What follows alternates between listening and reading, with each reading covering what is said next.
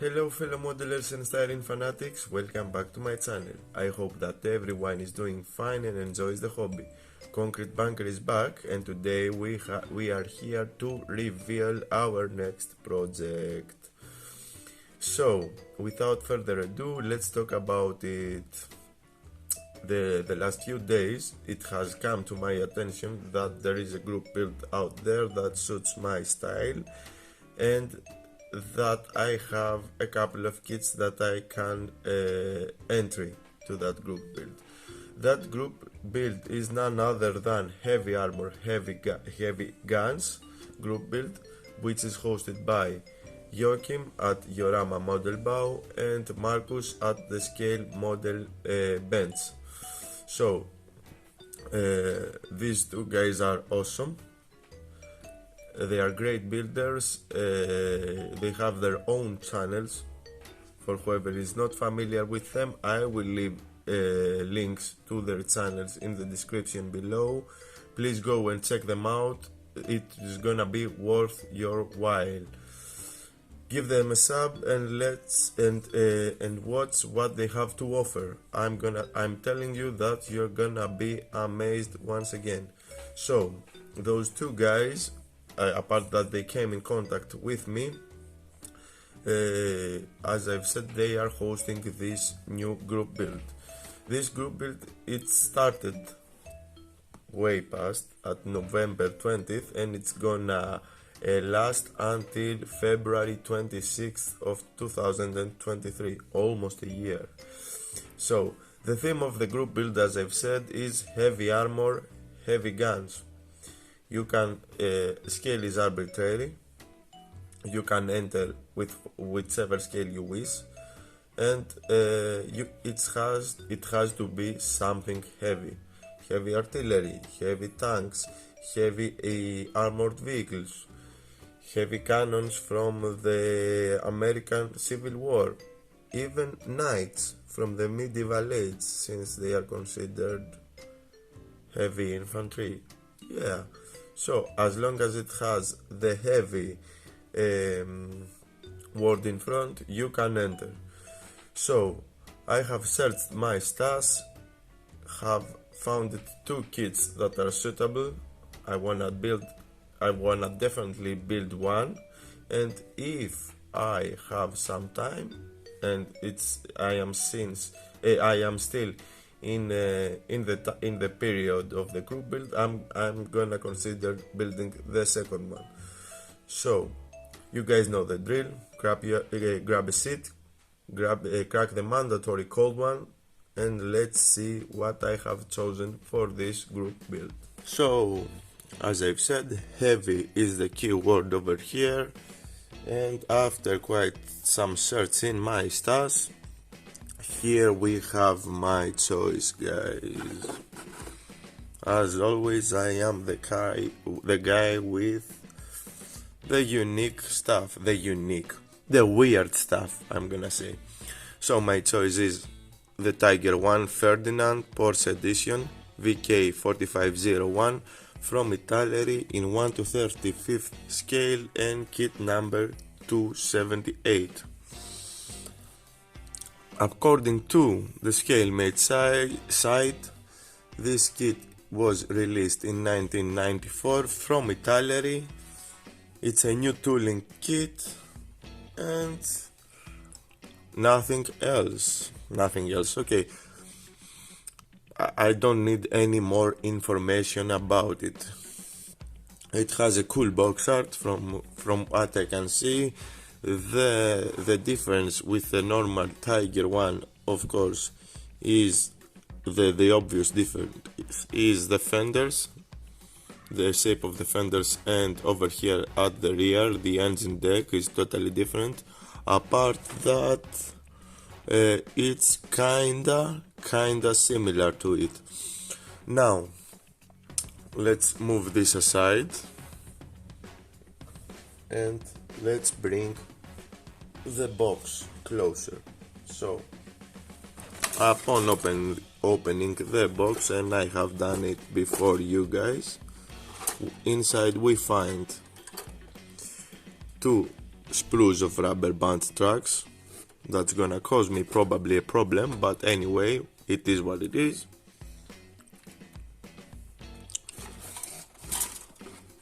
One, two,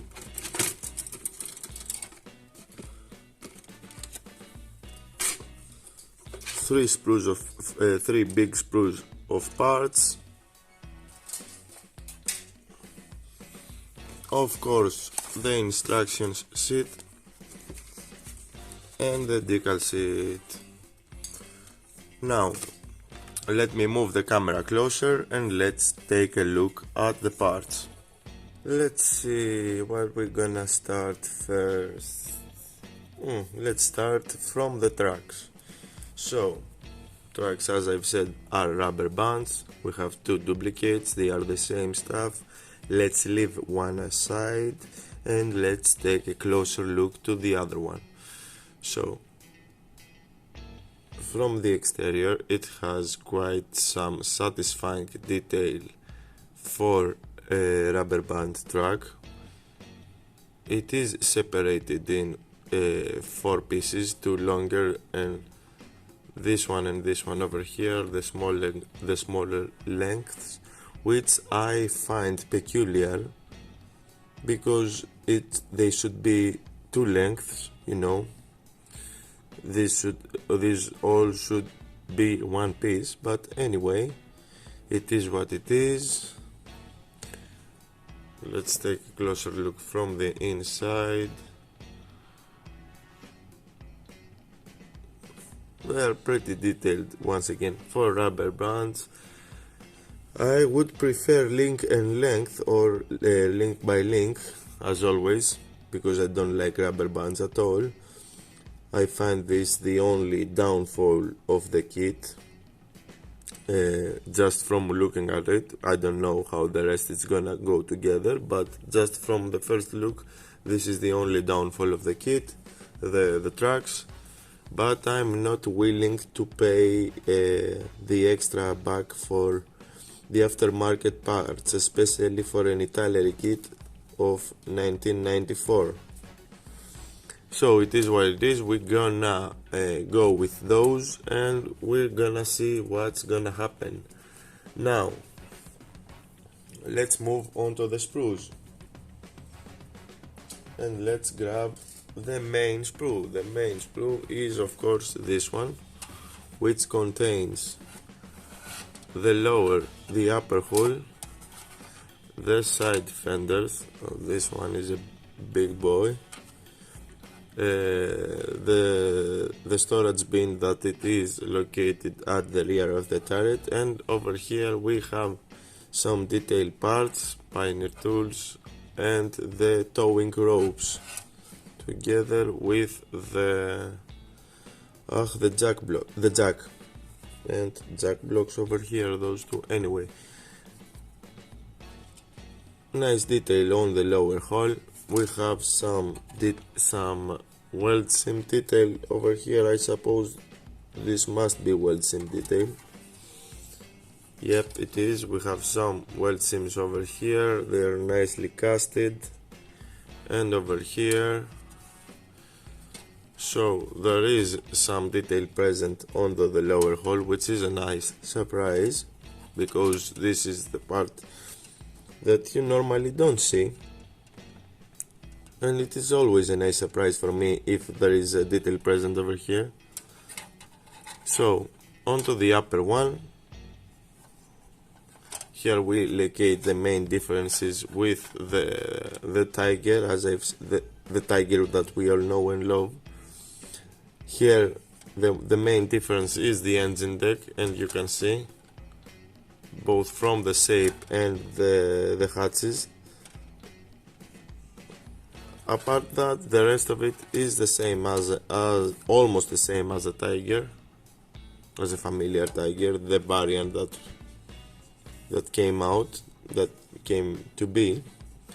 So once again, lovely weld details all over the place, etc, etc. Now over here we have some texture onto the honeycomb texture. I suppose that it is the honeycomb that it is named the honeycomb anyway. This is nicely casted.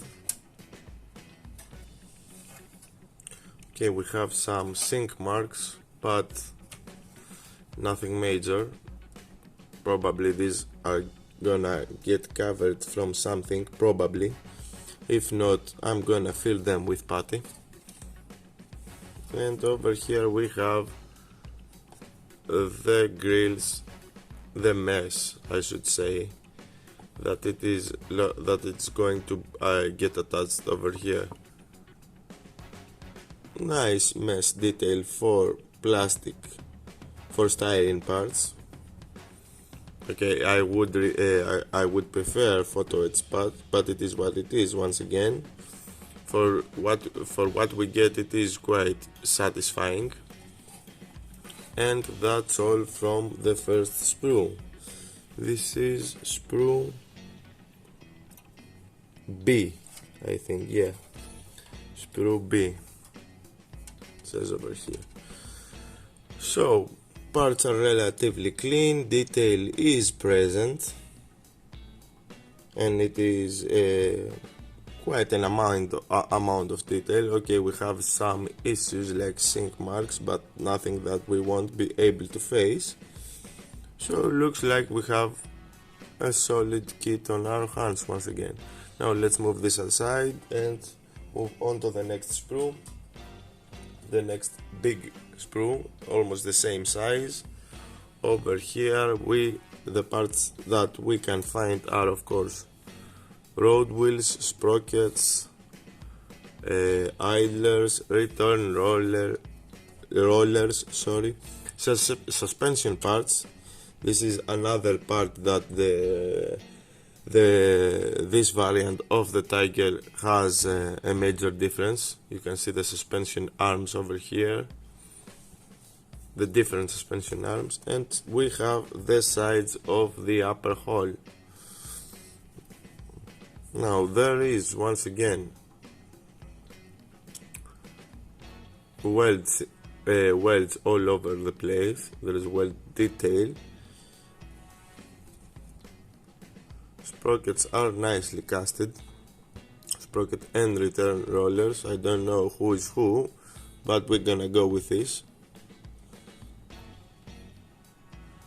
Some nice detail present on those parts. This must be the hubcaps. We have an aerial antenna over here, various grab handles, those hooks, no hooks, those look like tubes, but I don't know what they are for. We're gonna see.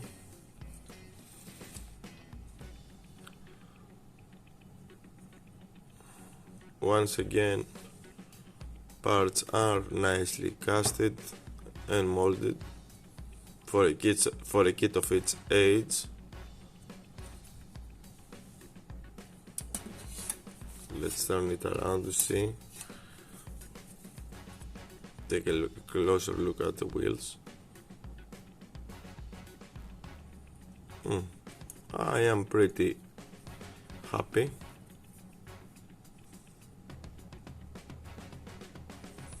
And that's it for the second sprue. Now on to the third and last sprue of the kit, which contains the turret. We have him in two halves, and over here is the turret lid, the gun manlet. Oh, we have the bridge assembly, so we can opt to have some hatches open, since there is a detail like the bridge. We will be able to see something in there, which is always cool. And we have the main gun over here. This looks like the 75mm one, if I'm not mistaken. 75 or 88, 75 I should say, correct me if I am wrong. We have the coaxial machine gun here, the fire extinguisher, tools all over the place, pioneer tools, axe, sledgehammer, Savel. We have hatches that are mostly located. These hatches are mostly located onto the turret, if I am not mistaken. Commander's cupola.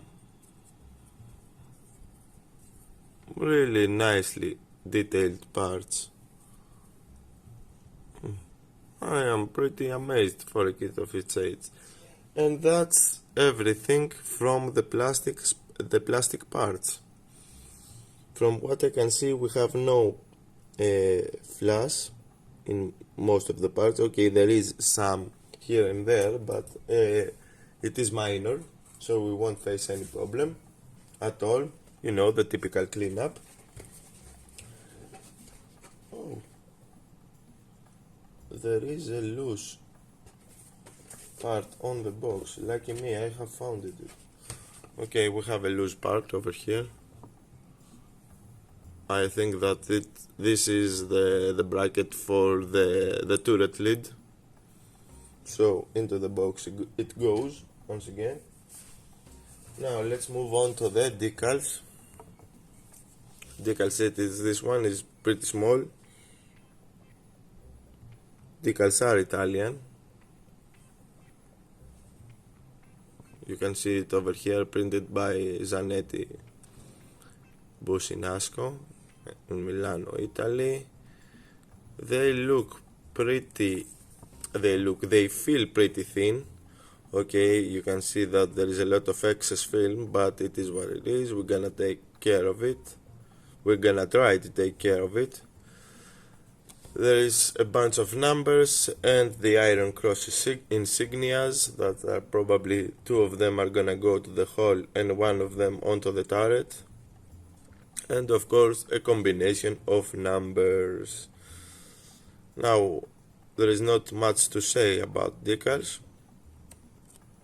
I'm gonna talk about them as soon as I get onto the decal stage.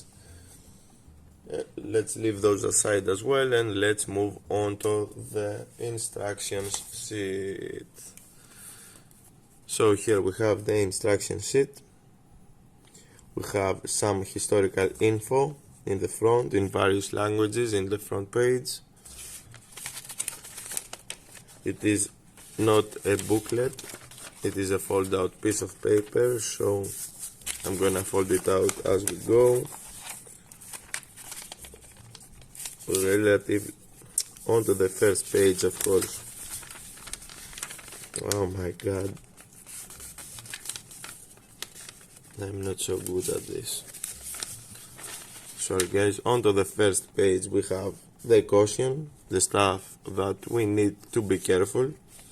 We have a sprue map that continues onto the second page. We have color callouts for Model Master. Once again, I'm gonna convert them and we start with the assembly. So, on to the first step. What I can understand is that, give me a moment.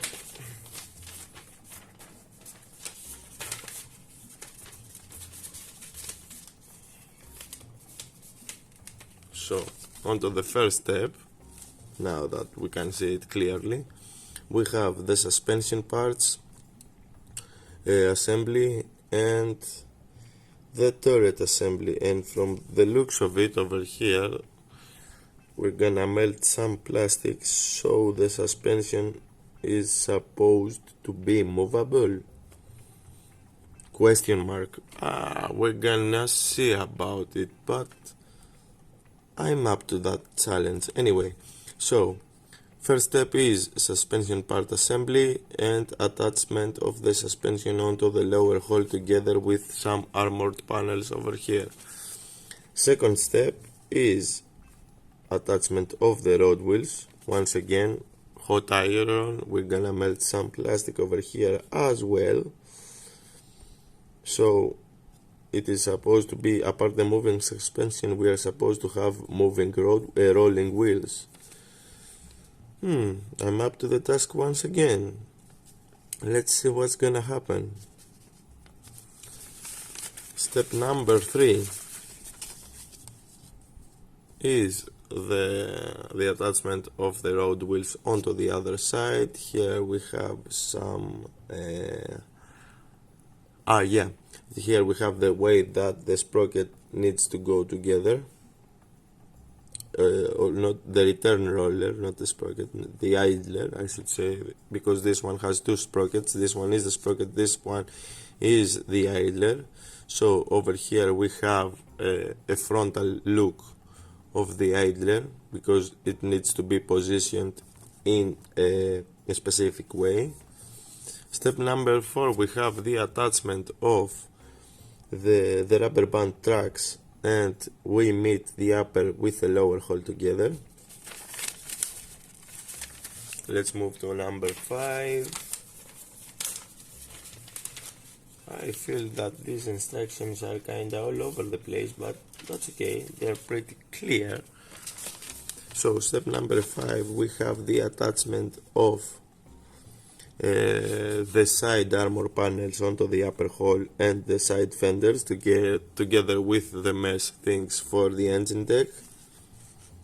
Coaxial machine gun onto the front armor plate, and some parts onto the rear armor plates like the jack, spare tracks, some hooks onto the next step, which is step number 6. So step number 6 continues over here at the back with detailed pieces that you need to attach onto the upper hull. Oh, there are the tubes that I was talking about. They are not tubes, they are metal rods that go onto the front of the vehicle. Mystery solved. So that's step number 6, more detailed parts onto the upper hull. And step number 7, we work onto the turret. We put the turret together, the two halves, the lid, the bridge assembly, and the main gun. Looks pretty simple. And number 8, we attach the commander's cupola and the hatches on top of the turret, and when we finish with the turret and its detailed parts, we attach the turret onto the rest of the vehicle. Now we have only one color callout, which is this one, which is it says gunship gray, but I'm gonna call it German gray. Of course it's the typical German gray. And we have no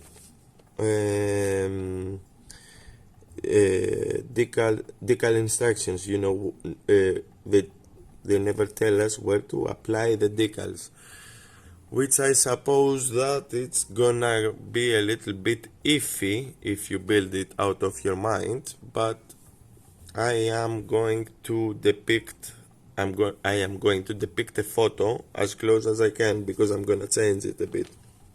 Anyway, that was everything that was everything that it was located inside the box. Now let me put all the stuff inside the box, and I'm gonna be back. So guys, this is going to be my entry for the heavy armor, heavy guns group build. That's once again hosted by Yorama Model Bow and Scale Bench. I hope that you will find it interesting. As I've said, my intention is not to build it as a standalone model, but I am going to create a small scenic base. Either it's gonna be a vignette, or if I can find some figures, I'm gonna make it a diorama. But let's not rush things up, and let's start working onto the vehicle, and we're gonna see where this leads us. And of course, with all that said and done, we have made it to the end of this episode. As usual, on our next episode we will probably start working onto the Tiger. I hope that you will find this project interesting, helpful, and etc, and of course stick along for the rest of the series. Before I go, I want to thank each and every one of you guys that watched this video. A special thank you to my old and new subscribers. You guys are the best and you are the reason I keep doing these videos, of course. For the newcomers out there that encounter one of my videos for the first time, welcome guys. I hope that you like what I do. If so, you all know what to do. Leave a like, comment with your thoughts and opinions, share the video if you believe it deserves to be shared, or even consider subscribing for more builds to come your way. Until the next time, fellow modelers and friends, take care and model on. It was that Mofo Daemon signing out.